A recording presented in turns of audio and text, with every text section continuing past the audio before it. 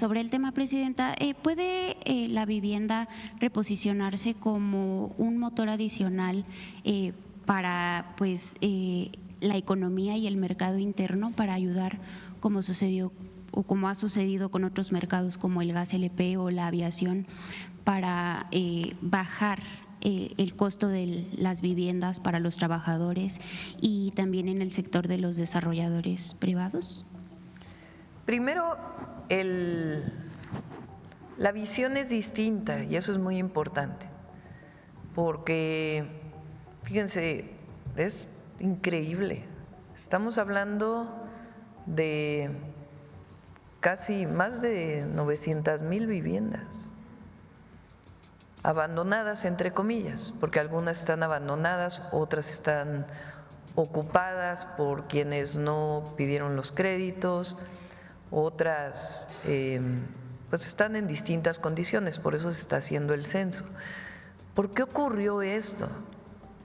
Pues porque se vio la vivienda como un negocio, los créditos del Infonavit como negocio, los créditos de Foviste como negocio, o los créditos inmobiliarios de otro tipo también como negocio.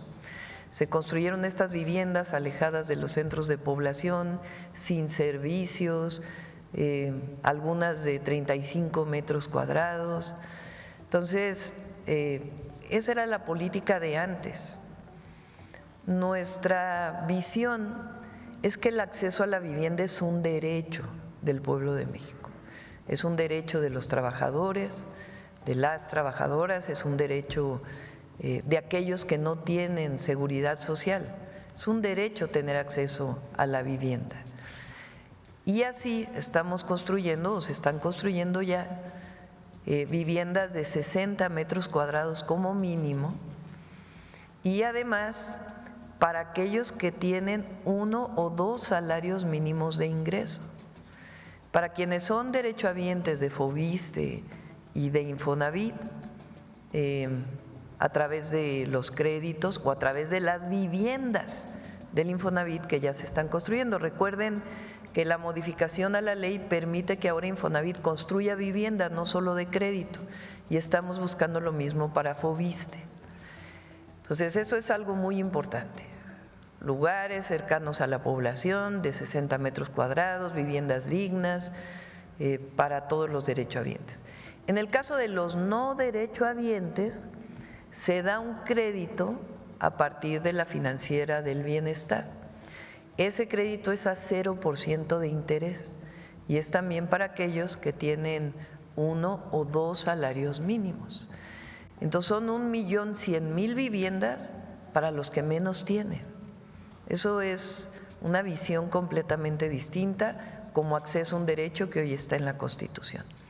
Segundo, la construcción es uno de los sectores pues que más impulsa la economía. Entonces, al desarrollar este programa, pues evidentemente se impulsa el empleo. Al impulsarse el empleo y todo lo que está asociado a la construcción de una vivienda, pues genera desarrollo económico, porque no solo es crecimiento, es desarrollo económico con bienestar. Entonces, sí tiene una parte muy importante. Ahora, además se dan créditos. O sea, además de los 1.100.000 viviendas, se dan créditos. Esos créditos pues ya son para quien no tiene 1 o 2 salarios mínimos, o también, o para quien tiene derecho a una vivienda y que tiene un salario mayor. Entonces sí es muy importante este programa para impulsar la economía. Muchas gracias, Presidenta. En otro tema, será el próximo 7 de mayo cuando los banqueros mexicanos se reúnan en su tradicional convención en Nuevo Vallarta. Saber si está confirmada su participación en esta reunión y también si puede detallarnos un poco más sobre la encomienda que le hizo al secretario de Hacienda, Edgar Amador, sobre la importancia que tiene que la banca otorgue créditos competitivos a pequeñas y medianas empresas para poder construir pues las cadenas de suministro que necesita la economía en México. También saber cuál será o cuál sería su mensaje a los banqueros que pues siguen registrando ganancias pues mayores y también que también registran altos niveles de concentración de mercado y baja competitividad. Sí, Competencia. voy a ir a la convención. Le encargamos a Edgar que busque junto con los bancos, tanto de desarrollo como banca comercial, que bajen las tasas. O sea, con todo y que Banco de México bajó la tasa, de todas maneras el acceso a un crédito para una pequeña, una mediana empresa sigue siendo muy complejo. Entonces, también para dinamizar la economía, obviamente sin riesgos, pues es que se bajen las tasas de interés. Entonces, esa es una parte importante de lo que estamos pidiéndole al secretario de Hacienda que platique con la banca. Muchas gracias, presidenta. En otro tema, presidenta, fue en mayo de 2023 cuando el presidente López Obrador dio a conocer durante una conferencia matutina la contratación por órdenes de la ministra Norma Piña de la economista María Fernanda Casanueva como secretaria ejecutiva de Administración de la Suprema Corte de Justicia de la Nación. Es importante mencionar que Casanueva también fue directora general del Secretariado Ejecutivo del Sistema Nacional de Seguridad Pública de 2009 a 2011, cuando Genaro García Luna era secretario de Seguridad. De esta forma, Casanueva ha sido responsable de adquisiciones y de la administración del presupuesto del Consejo de la Judicatura por más de 70,000 millones de pesos, presidenta. En Revista Fortuna tuvimos acceso a información sobre recientes procesos de contratación para el Poder Judicial que deben realizarse de manera abierta y transparente, pero no está sucediendo así, presidenta. En Fortuna tuvimos acceso a información que confirmaría que Casanueva y sus asesores están incumpliendo acuerdos de la Comisión de Administración del Consejo de la Judicatura Federal, pues ya que o aún que por observaciones de los consejeros los estudios de mercado no pueden encargarlos a empresas para que los hagan en su totalidad y esas mismas empresas participen en los procesos de contratación, porque pues no es lo adecuado y no resulta inoperante, pero sobre todo sin transparencia. De hecho, en las últimas semanas, presidenta, al menos un proceso de contratación fue cancelado porque no se hizo como la señora Casanueva lo pide. El caso ya generó preocupación de algunos consejeros del Pleno del Consejo de la Judicatura. Sabemos que estamos en medio de pues una necesidad… A ver, ¿cómo fue el caso?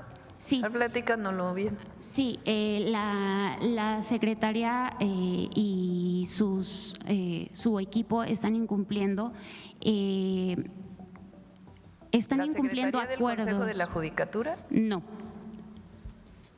La secretaria que es de la Corte. Ajá, de la Suprema Corte de Justicia, es directora secretaria ejecutiva de la Administración de la Suprema Corte de Justicia de la Nación.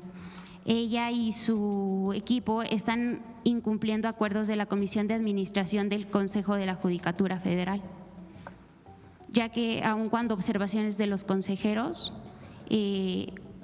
pues los estudios de mercado no pueden ser encargados a las empresas y pues que estas mismas empresas sean las que participen en las contrataciones.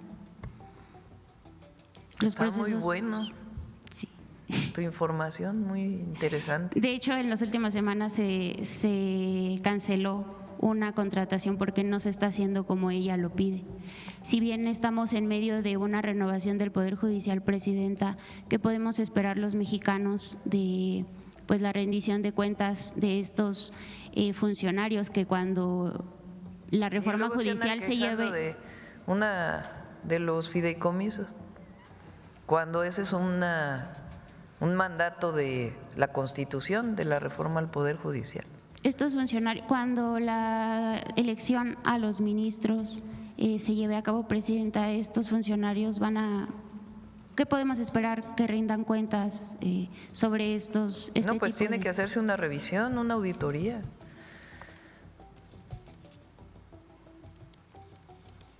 Y no es la única, del equipo de García Luna que están vinculados con la presidenta de la Corte. Le vamos a pedir a la consejera jurídica que nos haga una revisión y lo presentamos aquí. y esta denuncia que estás haciendo la revisamos. Muchas gracias, Presidenta. Si es necesario, le damos la información. Por favor. Muchas gracias. Y ya por último, Presidenta, muy brevemente. Lo bueno es que ya va a haber elección el 1 de junio. Y en 1 de septiembre, pues va a haber un nuevo Poder Judicial. ¿Y se garantizará la rendición de cuentas de estos funcionarios? Tiene que. Todo servidor público tiene que rendir cuentas. Son 70,000 millones de pesos a los que ella ha tenido administración y pues control. Ahora va a haber, ¿cómo se llama lo que va a sustituir al Consejo de la Judicatura? El Tribunal de Justicia Administrativa, no, de Disciplina Judicial, Tribunal de Disciplina Judicial. Muchas gracias, Presidenta. Ya por último, brevemente, a propósito de la competencia, ¿podría comentarnos cómo va el proceso para el proyecto, para el proyecto de la ley que permitirá la creación de la Agencia Antimonopolio o la Agencia Nacional de Competencia y Bienestar Económico? Porque me parece que el legislador Alfonso Ramírez Cuellar… Esa sí la queremos que se apruebe este periodo, a más tardar se envía el lunes de la próxima semana. Queremos simplificar, no solamente es pues un cambio de visión, sino simplificar y que no sea tan oneroso la Comisión Antimonopolio, que sustituya a la COFESE y parte del IFETEL. Entonces, se está todavía haciendo una revisión esta semana y a más tardar el lunes se presentaría. Muchas gracias, Presidenta. Gracias. Buenos días, Presidenta. Buenos días a todos. Nada más en este tema rapidísimo de Infonavit, estas 38 denuncias, insistir para quiénes serían. La vez pasada mencionaba que contra quienes fueran responsables, ya se tienen identificados algunos de manera general contra quienes serían, por favor. ¿Las denuncias contra quiénes son? Ok. Presidenta,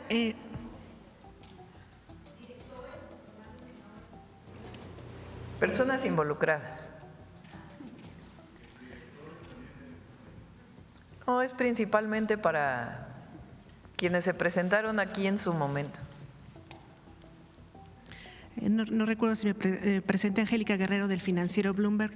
Presidenta, en los últimos días el secretario de Economía ha mencionado que posiblemente Estados Unidos anuncie por este trato preferencial descuentos arancelarios en el tema de automóviles dependiendo de la marca y el modelo del auto. ¿En qué consistiría esta medida, si es que sí se publica? ¿Y sería una petición del gobierno mexicano de Estados Unidos o un acuerdo que se logró en estas mesas? Hasta ahora recuerden que en el caso de los aranceles automotrices se dividen en dos.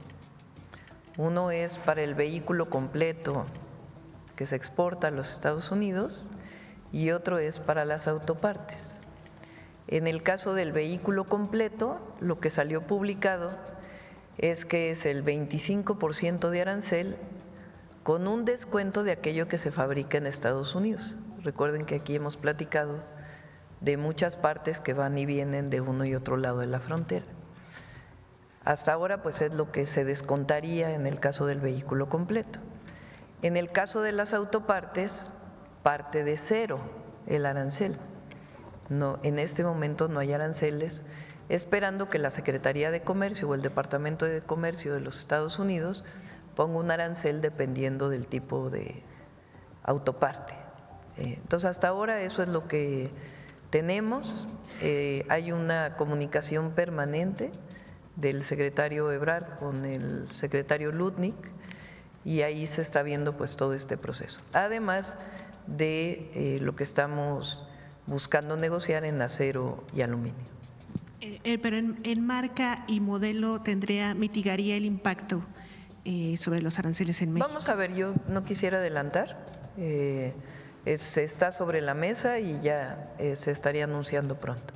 Y bajar también a 16%, también mencionaba el secretario de Economía. ¿Se refería, ahí es mi duda, en el tema de automóviles o en el tema de acero y aluminio? ¿Qué se buscará negociar ahí? No quisiera yo mencionar todas las propuestas que estamos haciendo a los Estados Unidos. Vamos a esperar algunos días para ver qué es lo que logramos, si les parece. Presidenta, en otro tema, sabemos que… Obviamente, pues es una disminución importante. Presidenta, en otro tema, sabemos que la Secretaría de Gobernación está en contacto o está teniendo reuniones con las madres buscadoras. Saber hasta cuándo tienen planeado reunirse con las madres buscadoras, con los colectivos. Ya mencionaban que se buscaría agotar el tiempo hasta que ellas hicieran sus peticiones o sus observaciones. Sin embargo, el periodo de sesiones en el Congreso acaba a finales de abril. ¿Se enviaría entonces la iniciativa, ya las aportaciones, a un periodo extraordinario o se esperaría al siguiente? El diálogo va a ser permanente, eso es importante. Ahora, una primera parte tiene que ver con las propuestas que tienen para modificar las leyes que presentamos. Es probable que no nos dé tiempo de aquí a que termine abril y entonces estaríamos pidiendo un periodo extraordinario al Congreso de la Unión, tanto para las leyes relacionadas con personas desaparecidas y también algunas leyes que tienen que ver, leyes secundarias que tienen que ver con la reforma al Poder Judicial, que todavía se están consensando con todas las instituciones y que vienen marcadas en la reforma constitucional. Perdón, para que el 1 de septiembre que entra el nuevo Poder Judicial ya entre con todas las reformas a las leyes secundarias. Presidenta, ¿qué le ha informado la Secretaría de Gobernación? ¿Están de acuerdo hasta ahora con las iniciativas que usted ha planteado? ¿Hay aportación, hay coincidencias o diferencias? Sí, hay muchas coincidencias dependiendo de cada colectivo, obviamente, pero hay muchas coincidencias y hay además algunas propuestas adicionales. Doctora, el fin de semana quería preguntarle, sobre todo conocer su reflexión acerca de lo que sucedió el sábado en una feria de Texcoco. Conocer su reflexión, y bien ya sabemos que usted presentó una iniciativa de México Canta para evitar la apología del delito. Aquí se recalcó en la mañanera incluso que no se prohibiría, que no es el objetivo prohibir el contenido de la violencia, ¿no? Pero hay estados que ya han planteado esta iniciativa para prohibir pues estos contenidos en espacios públicos. ¿Cuál es su opinión, Presidenta? Bueno, en el caso de Texcoco, pues obviamente condenar lo que ocurrió, esta violencia que se generó después de que un grupo se negó a cantar una serie de corridos, de canciones, no sé qué género musicales. Segundo, hay municipios que han decidido prohibir. ¿Cuál es nuestra posición? Nosotros creemos que tiene que ser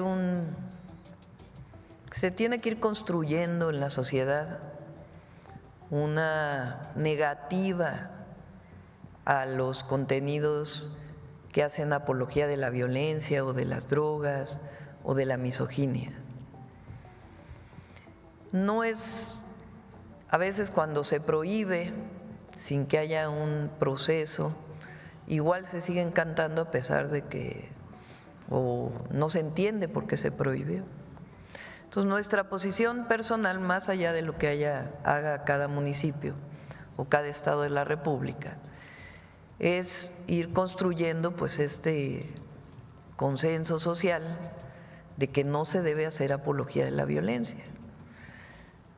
Nos referimos a las canciones, pero también a las series de televisión, a todo lo que se ha construido a partir de la apología del narcotráfico, como si acercarse a un grupo delictivo de la delincuencia organizada fuera una opción de vida para los jóvenes.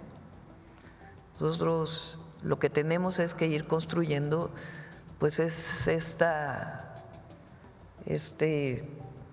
conciencia colectiva de que no es una opción de vida para los jóvenes y que no tiene que hacerse apología de un grupo delictivo que se dedica o a la venta de droga o a otra acción ilegal y que se vincula con la violencia.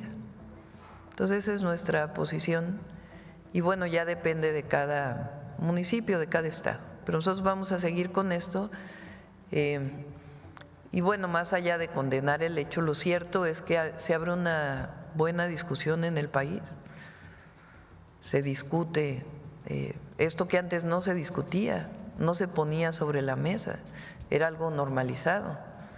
Entonces, no prohibimos un género musical, pues eso sería absurdo. Lo que estamos planteando es que las letras no hagan apología de las drogas, de la violencia contra las mujeres o de ver a una mujer como un objeto sexual. Todo esto es parte de lo que queremos que se haga una conciencia social en nuestro país y que poco a poco deje de construirse pues los corridos tumbados, las bandas, etcétera, vinculados con estos temas. Y ya por último, Presidenta, voy a leerlo para no caer en imprecisiones. El Comité de Naciones Unidas sobre Trabajadores Migratorios mencionó que emitirá recomendaciones a México, ellos dicen, ante la falta de respuestas para atender las desapariciones y muertes de migrantes que cruzan al país. Es desde 2010 a la fecha. ¿Cuál es su opinión, Presidenta, y qué responderá el gobierno? El día de hoy nos informó el secretario de Relaciones Exteriores que de este comité, de hecho hay un reconocimiento a la política migratoria de México y en todo caso hay dudas, no sé si tienen la portada dice expertos del Comité para la Protección, esto es de 8 de abril del 2025, porque hubo notas en los medios que dijeron esto de la recomendación. Pero esto es lo que salió. Expertos del Comité para la Protección de los Derechos de todos los trabajadores migrantes y miembros de sus familias felicitan a México por su postura mundial a favor de la migración y plantean preguntas, muy distinto a una recomendación. Están solicitando mayor información sobre el tratamiento de menores no acompañados y la asistencia a los mexicanos en el extranjero en los Estados Unidos. Así fue el planteamiento que hizo esta comisión y se le van a contestar a las preguntas que está haciendo.